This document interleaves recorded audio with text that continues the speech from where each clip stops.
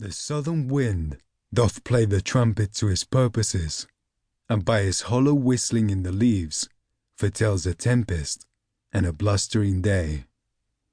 Shakespeare, Henry IV, Part 1, Act 5, Scene 1.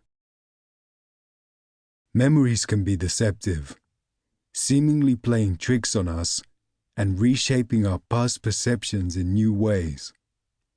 Some recollections fade over time, while others remain vividly etched into our memories. But in the depth of my mind, there are still absolutes. The shelter and warmth of my mother's embrace, the knowledge that I was safe and that I was loved. Of this, I am convinced. When a seismic event changes the course of our lives, its impressions are marked on us forever, and the day I watched my mother's soul leave her body on the morning of Wednesday, 15th of July 1992, is one I will never forget. 24 years have passed, but through the fog of time, I can still see the film running inside my mind as if it were only yesterday. For me, that morning began just like any other. I was less than a month away from my 3rd birthday, and I awoke in my small bed on one side of my parents' room, stretched out on the furry sheepskin on which I had slept since I was born. I opened my eyes to see my mother gazing down at me from above. "Good morning, Alex," she exclaimed, lifting me up into her arms for a hug.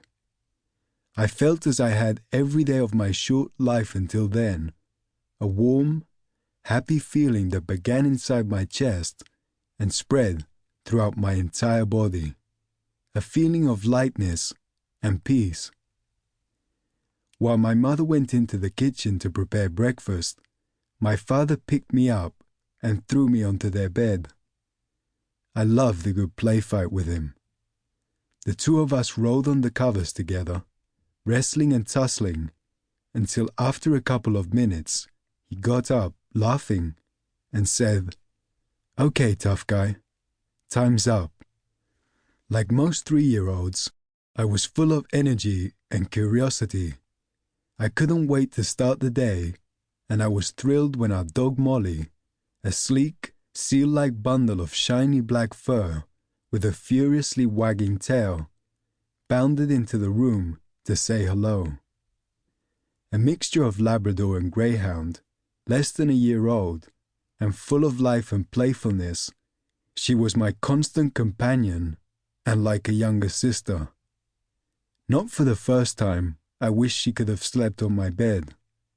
She'd been allowed to do so the previous Easter, on holiday in the Isle of Wight. We were both delighted about it, but back at home, there were strict rules to follow, and Molly had to go back to sleeping on her bed in the kitchen. Our apartment in Balham, South London, a 2-bedroom flat on the 3rd floor of a mansion block, was for now our sanctuary, a home where the 3 of us were shielded from the busy city beyond its walls.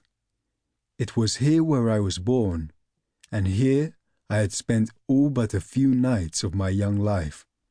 I normally had breakfast in the front room, but that morning, for some reason, everything felt slightly different. Upon her return, my mother sat down on the bed beside me, handing me my bowl of cereal. "If you're still hungry afterwards, you can have some toast and Marmite," she smiled at me as I dug into my cereal. At the other end of the room, my father was pulling on the leather trousers he wore for work.